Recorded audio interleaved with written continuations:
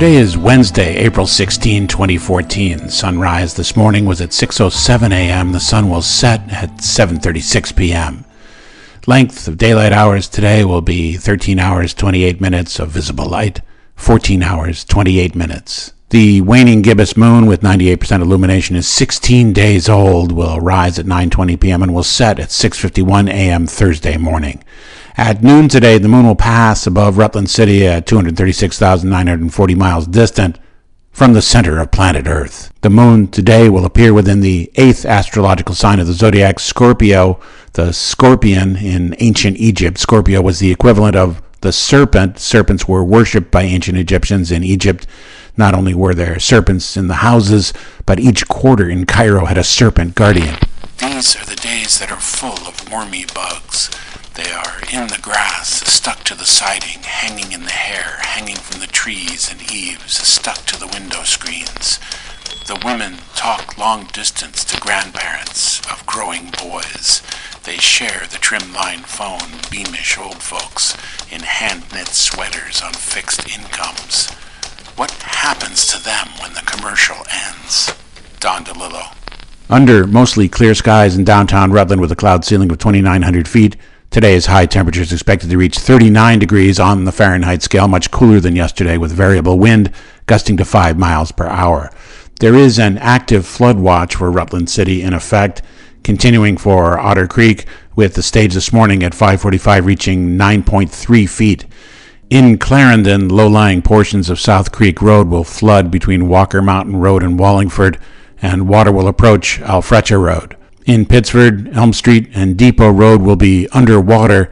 Field flooding will occur along Door Drive in Rutland, along with lowland flooding upstream to Wallingford and downstream to Pittsford. The river will continue to fall below flood stage by late Wednesday afternoon. Tonight's sky will be clear, with light variable winds and a low temperature of 24 degrees. High tides today, Wednesday, April 16, 2014, at Avila Beach, California. Excuse me, but that's Avila Beach, California. That's what I said, Pops. Avila Beach, California. Wait, just a minute here.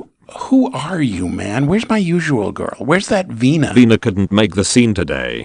Oh, is she all right? Daddy-o, she's under the weather with a little computer virus. She just needs a little bit of the old lay down, if you know what I mean. She told me if I were so inclined, reading the tide chartage would be an easy little job o' work, as it were. Well, I really don't have time for this. I'm trying to keep this bit less than 4 minutes, so if you'll just...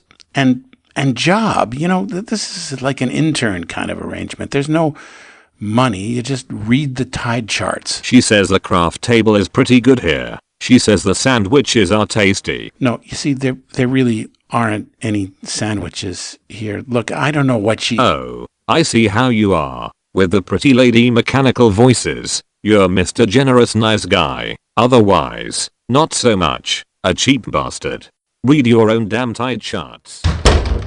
Well, that was rude. Official National Oceanic and Atmospheric Administration Climate Prediction Center estimates peg the odds of El Nino's return at 50%, but many climate scientists think that's a lowball estimate, and there are several indications that if it materializes, this year's El Nino... Yeah, El Nino. Got it. Thanks. Could be massive, a lot like the 1997-1998 event that was strongest on record. A strong El Nino would bring pronounced changes to weather patterns around the globe, possibly relief from some of the less pleasant weather trends that have dominated headlines this year. After a polar vortex-fueled, unbearably cold winter in the U.S., Midwest, and East Coast, a strong El Nino could bring warmer, drier weather in late 2014.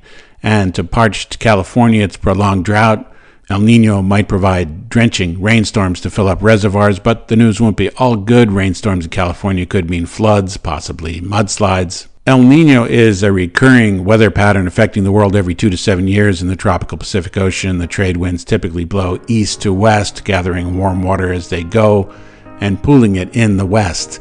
This creates a temperature gradient with cold water in the east near the coast of South America and warmer water southwest of Hawaii. A strong El Nino could start affecting the world as early as the fall. The Pacific hurricane season, which gets active around September, is greatly enhanced during El Nino. This likely means more tropical thunderstorms that could affect eastern Pacific areas such as Mexico.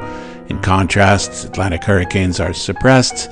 Good news for southeastern and mid-Atlantic states. Fewer and less severe storms with a lower chance of making landfall and doing damage. This has been today's Weather Minute. I'm Richard Alcott.